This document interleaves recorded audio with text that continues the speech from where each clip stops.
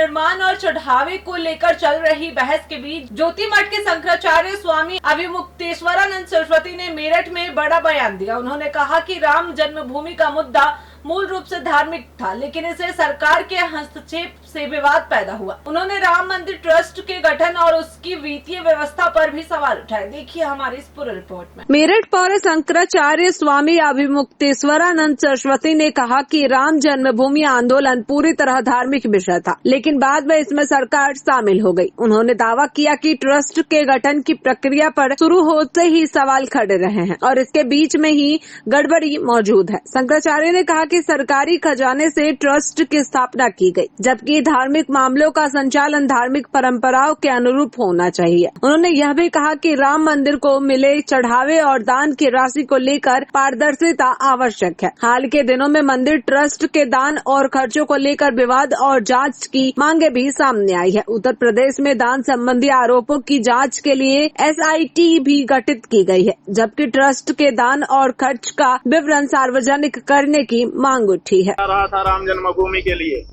राम जन्मभूमि शुद्ध रूप से धार्मिक मामला था, लेकिन इसमें सरकार कूद पड़ी। इसने अपने सरकारी खजाने से, उस खजाने से जिसमें गाय की मांस बिक्री का पैसा भी रखा जाता है, न्याय का पैसा भी रखा जाता है, टैक्स का पैसा रखा जाता है, उसमें से निकाल करके 1 रुपया दिया, स्थापित हुआ। तो इसके मूल में ही बीच में ही गड़बड़ी है।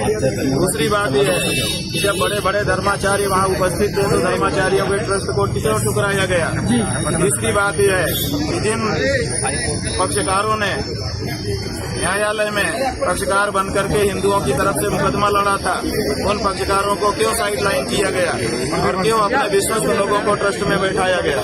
अपने फालतू विश्वस्त लोगों को ट्रस्ट में बैठाने का मतलब ही था कि आगे चल करके हमारी नीयत थी कि हमको चोरी करना है, ऐसे खास लोगों को बैठा दो ताकि बात बाहर न जाए। तो जो जिस काम के लिए ट्रस्ट बना था वो काम हो रहा है और इतना ही नहीं। अभी जब ये घटना सामने आई तो वहाँ के जो मुख्य कर्ता जब बताए दिए हैं उनसे जब आपने पूछा कि बताइए क्या हो रहा है, तो उन्होंने कहा कुछ उल्लेखनीय नहीं हो रहा है। इसका मतलब कि वो ये मानते हैं कि इस तरह की चोरी तो हमारा रोजमर्रा का काम है, उल्लेखनीय इसमें कुछ नहीं है। तो वहाँ तो रोज ये हो रहा है।